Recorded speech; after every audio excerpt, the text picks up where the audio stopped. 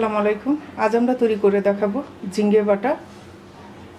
ঝিঙ্গে বাটা তৈরি করতে আমি নিয়েছি এখানে 3টা ঝিঙ্গা। ঝিঙ্গাটাকে আমি এই যে উপরে শিরাটা আছে শিরাটা ফেলে আর কিছুটা ছিলকা রেখে দিয়ে টুকরো করে ধুয়ে নেব। ঝিঙ্গাটাকে আমি এভাবে টুকরো করে নিয়েছি কিছুটা ছিলকা রেখে। এবার আমরা এটাকে ব্লেন্ডারে দিয়ে ব্লেন্ড করে নেব।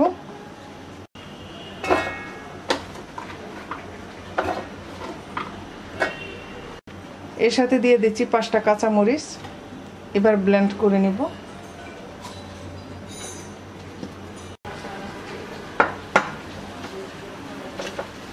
ঝিঙ্গে আর কাঁচামরিচ ব্লেন্ড করে নেওয়া হয়ে গেছে।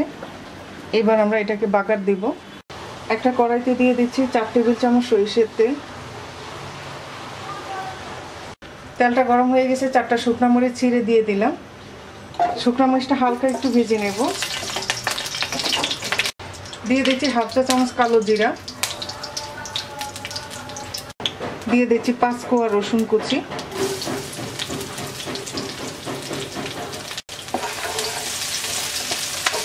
দিয়ে দিচ্ছি 1/2 কাপ পেঁয়াজ কুচি।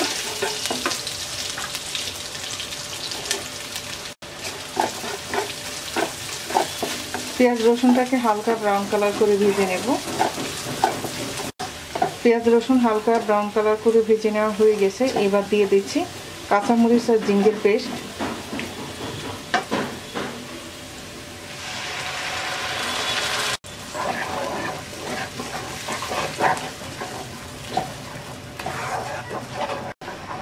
দিয়ে দিচ্ছি স্বাদ মতো লবণ।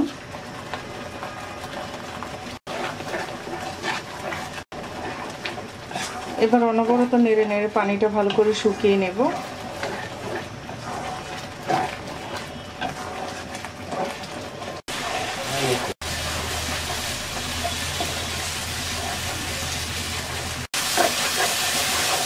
আমাদের ঝিঙ্গা বাটা রান্না হয়ে গেছে। এবার ধনেপাতা কুচি দিয়ে নাড়াচাড়া করে নামিয়ে নেব।